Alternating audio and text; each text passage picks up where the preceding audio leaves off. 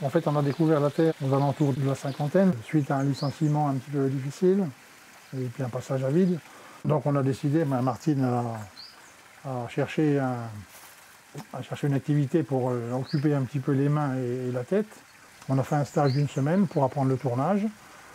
Et puis on a donc acheté un four, et puis on s'est mis au travail. Et puis on a refait d'autres stages pour avoir d'autres techniques, pour greffer des anses, pour travailler la plaque.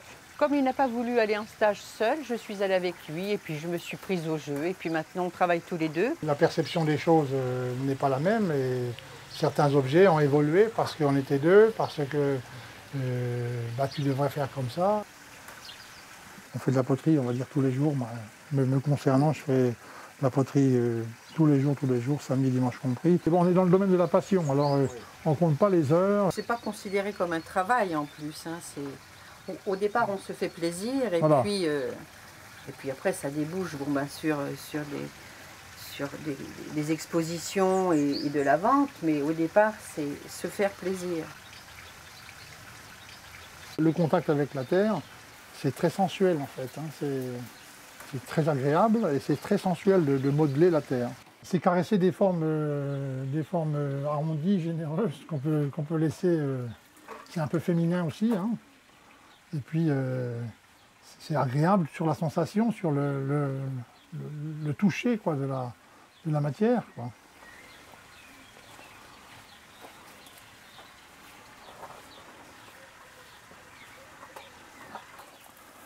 Mais on est obligé de se retenir un petit peu parce qu'on caresserait la pièce tout l'après-midi. Une pièce qui a quand même des angles saillants, on peut considérer qu'elle est un petit peu agressive, elle est un petit peu... Alors que si elle est bien ronde, bien douce, elle est agréable à prendre dans les mains, elle enveloppe les mains. Puis elle fait peut-être plus partie de ce que les gens pensent du potier qui tourne. Voilà. Au départ, on voit le potier c'est quelqu'un qui fait du tournage, hein, voilà. qui monte une terre ronde. Oui, à l'origine, oui. Le potier, c'est des pièces rondes. Quoi. Dans nous, on n'essaie pas gens, justement de ne pas rester trop dans le rond. On fait des formes douces, mais pas dans le rond. Pas dans le cylindre, on va dire. Elle est ronde, elle est sympa, elle nous rappelle certainement les pots de nos grands-mères. Mais bon, tout le monde fait le pot, quoi. Et puis en fait, je pense que, en ce qui nous concerne, hein, on sera plus imaginatif dans autre chose qui va être fait au tournage. Voilà. Ça nous ouvre des possibilités Absolument. plus grandes. On utilise des objets très basiques, hein. Des fourchettes, des cuillères pour repousser, pour couper, pour rayer, pour repousser la terre. Hein, l'outil étant le prolongement de la main, quoi, en fait. Ça, c'est une lame de scie à métaux que j'ai façonnée pour faire de la coupe, pour tourner. Donc la terre, c'est du grès de Saint-Amand. Peut-être en parler, Christian. Oui, c'est un grès lisse qui est adapté, disons, aux produits que l'on réalise. On utilise aussi d'autres grès, des grès chamotés. C'est des grès qui sont renforcés un petit peu, qu'on utilise pour des pièces un peu plus épaisses. C'est des grains qui sont à l'intérieur de la matière. C'est la céramique qui a été pré-cuite, broyée et incorporée à la matière. Alors certains grès naturels ont une tendance un petit peu à tourner sur le pain d'épices, le maïs, puis d'autres un petit peu sur le roux. Celui-ci, par exemple, c'est sur le roux. Ça, ce sont des pièces où on a marié, disons, le grès naturel et l'émaillage.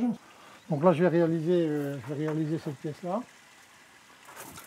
Donc j'ai mis hier un morceau de terre, disons, préformé sur une demi-coquille pour que la terre se sèche un petit peu et commence à prendre sa forme. Donc je vais découper les pourtours de la pièce. Là, je lisse pour avoir un arrondi harmonieux.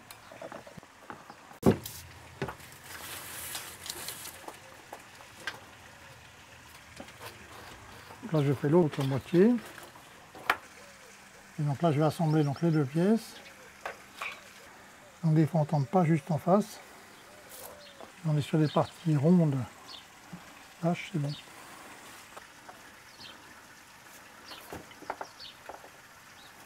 Alors c'est un réel plaisir, on est sur des formats arrondis, hein. C'est un réel plaisir de voir la matière se prêter à la déformation, à la formation. Il faut quand même être prudent parce que il est certain que ça c'est très fragile, hein.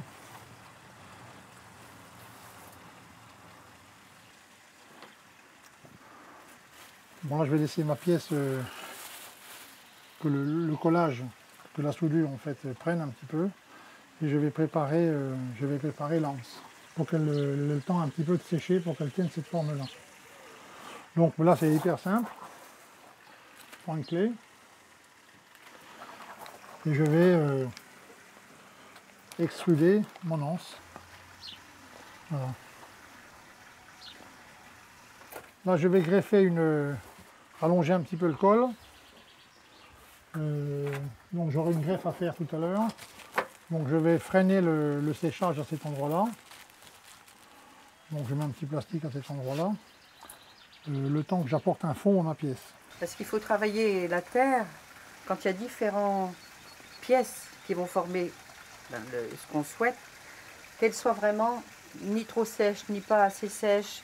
Il faut vraiment que ce soit un moment très précis pour que l'assemblage se fasse. Sinon, c'est quand même la terre qui décide et pas nous, hein. Là, je vais un petit peu soigner un petit peu le raccord intérieur. C'est le seul moment où j'ai accès à l'intérieur.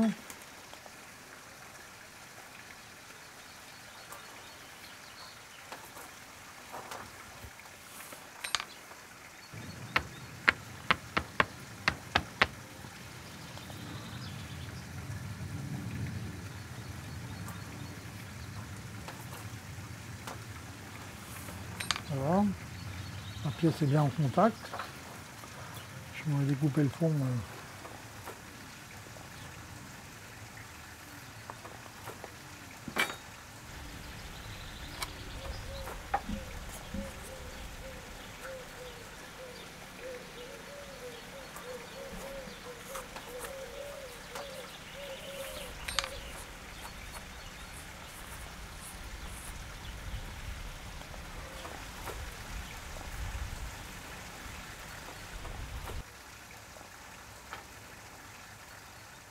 La pièce elle est réalisée de façon artisanale, c'est-à-dire c'est les mains qui font la beauté de la pièce, enfin, qui font la beauté, c'est un peu prétentieux, mais qui font la personnalité de la pièce. Et elle doit être suffisamment imparfaite pour que l'on sente le travail artisanal, quoi. Et pour que ça en fasse une pièce unique, même si c'est au départ posé sur les mêmes moules, comme la main intervient, chaque fois ça fait une pièce unique.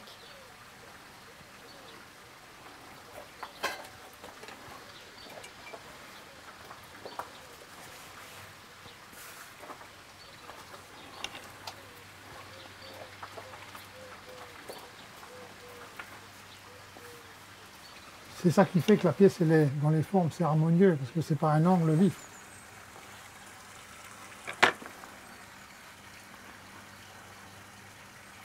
Je cherche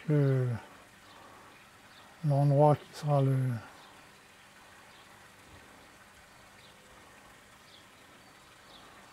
mieux. Là, c'est l'œil qui décide, suivant l'effet que ça donne. Il n'y a pas de science exacte, hein. On va dire c'est l'œil. Donc mes parties là ont été un petit peu ramollies. Ça me permet de les écraser un peu, sans déformer la partie en dessous. Puis là, je fais un petit motif, parce que la partie là n'est pas très harmonieuse, hein. Elle est collée, elle est efficace, mais elle n'est pas très... Je fais un petit motif assez sobre. Voilà la pièce, on va également la mettre sécher gentiment. Voilà, on va lui mettre un plastique dessus. Puis on va la laisser sécher une semaine ou deux, avant de la biscuiter. On va la mettre dans le four, on va monter à 1000 degrés. On va la monter à 1000 degrés sur 11 heures, 10-11 heures. Donc on obtiendra donc un biscuit ou un tesson. Si on montait plus haut que 1000 degrés, 1050 degrés, on fermerait la structure de la terre, et puis après on verserait de l'émail. L'émail accrocherait difficilement avec... puis plus on monterait en température, moins il accrocherait à la... 1000 degrés, c'est le bon compromis, quoi. Donc un émail, c'est une glaçure qui est composée principalement de silice, le formateur du verre, donc en poudre. On a acheté tous les produits qui vont entrer en composition de cet émail, hein. Donc on a du feldspath, on a la silice, l'alumine, feldspath, kaolin, carbonate de chaux, enfin différents matériaux qui vont faire, avec un dosage bien précis, mélanger un émail. Mais ensuite, il y a les paramètres qui vont entrer, la terre, la façon dont c'est cuit, à gaz électrique, les conditions atmosphériques, la place dans le four. Il y a beaucoup de paramètres qui font qu'on met une pièce dans le four, on ne sait pas toujours comment elle va sortir. Donc à chaque cuisson, de seconde cuisson, on fait des recherches. Ça prend du temps, mais c'est agréable de faire cette recherche, on aime bien. On a un rouge de cuivre. D'une cuisson sur l'autre, c'est un petit peu aléatoire, mais bon, ça fait partie du plaisir du feu. Donc là, c'est un temoku. C'est un émail qui s'appelle temoku, qui est riche en oxyde de fer et qui donne une couleur noir-marron. On trempe souvent les pièces dans un émail temoku, puis on fait des superpositions d'autres émaux.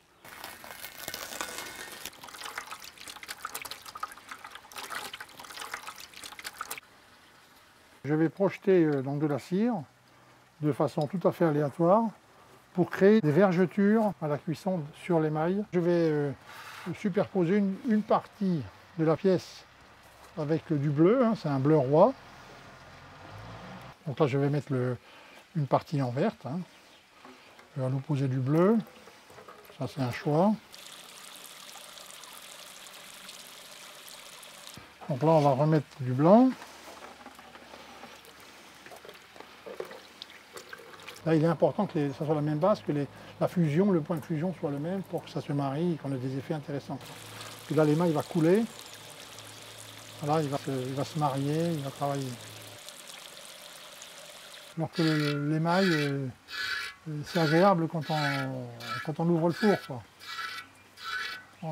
Entre le moment où on a posé l'émail et le moment où on a la réponse, certaines fois, il se passe plusieurs heures, voire plusieurs jours. J'ai monté la température à 1300 degrés. Sur 8 heures. Le four a refroidi une trentaine d'heures à peu près. Bon, la première impression, c'est qu'il n'y a pas de pièces de cassé comme ça. La première impression, maintenant, il faut voir plus en avant. Donc on retrouve notre pichet avec un petit peu la peau de crapaud noire et verte. Des pièces bleu de cuivre. Là, c'est un rouge de fer avec une forte dominante d'oxyde de fer. On réalise des fresques rouge de cuivre et blanc et oxyde pour faire les têtes des personnages. Et le feu fait le drapé des personnages.